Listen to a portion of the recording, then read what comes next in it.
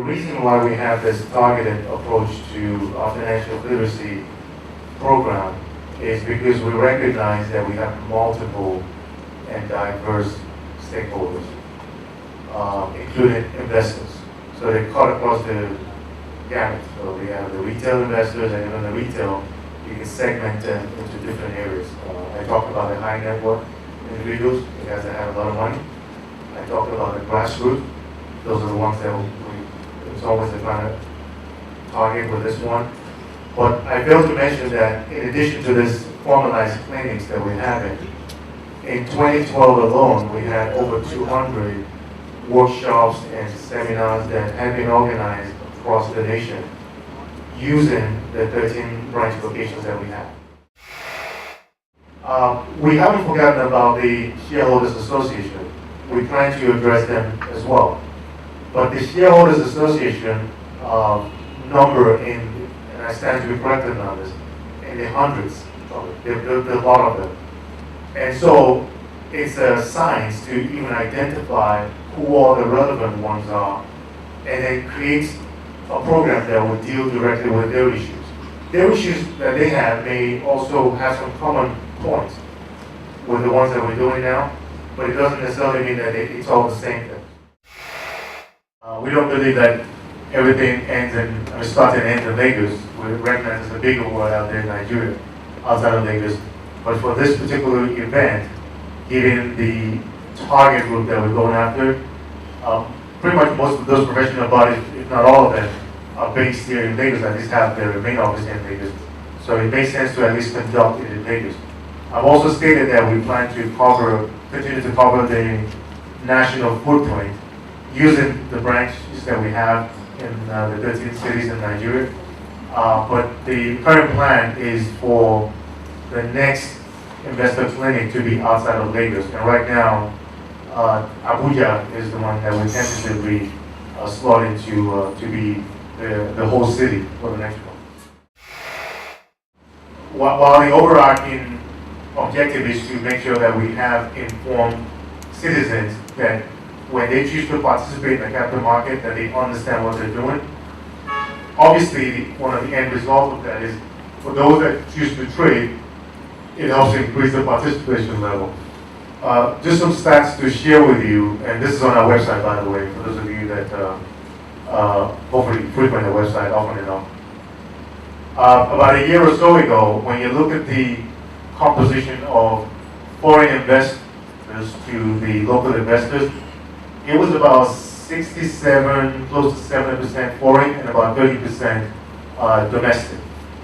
From the latest set of numbers that we have, and we've had to go through these numbers several times to make sure that there wasn't any error, it's flipped. So now you have 58%, I believe, is the right number now, of the domestic investors, and the balance of 42% is foreign. While that seems to be a very dramatic turn of events, it's not unusual. And the reason why I say it's not unusual is if you look at the pattern, and it's not just in Nigeria, if you look at a lot of emerging and frontier markets, institutional investors, and especially foreign investors, tend to have a very sophisticated view of the market trend. And so they typically are the ones that see the opportunities initially. So when everyone was running away from the market, they stayed and they actually increased their stake. And that's why we saw that high level of participation from 2011 to 2012. Following that, the local investors have come in, mostly driven not by the retail, but mostly on the institutional side. And so the institutional investors have come in and they've helped shape the reversal that we've seen in terms of the trend between foreign versus domestic. But the retail investors traditionally come last.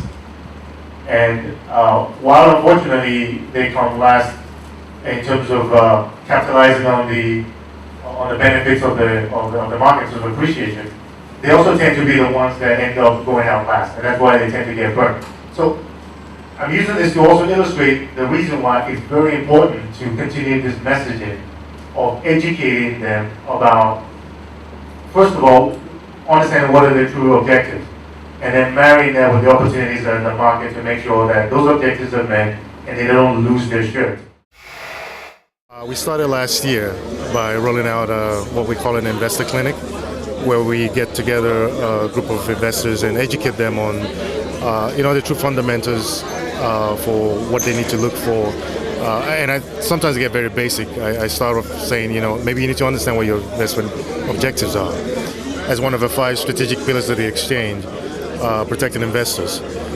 So one big component of that is to enhance the financial literacy of investors, as well as prospective investors, because we're not just focusing on the people in the market.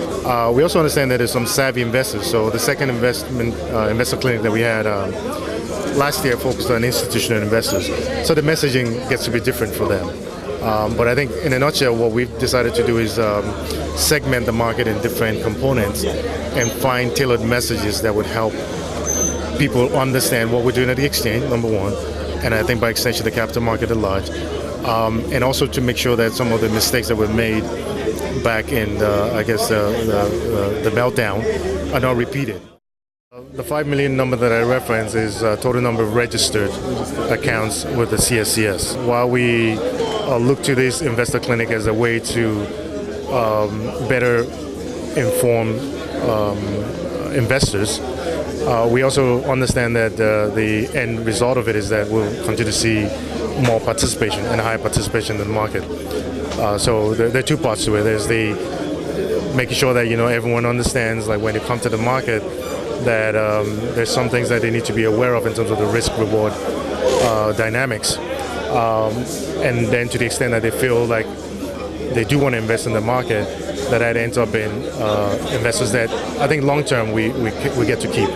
We recognize that there's not enough of a venue that's large enough to put like the entire population of retail investors. So we've had to take a very strategic and sort of segmented approach.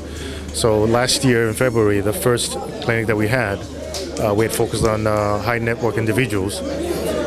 This year we've decided, again, in addition to continuing on the path of retail investors, to use the professional bodies, which are generally organized and structured and by all account have good savvy investors, to use them as a conduit to reach into the retail investors.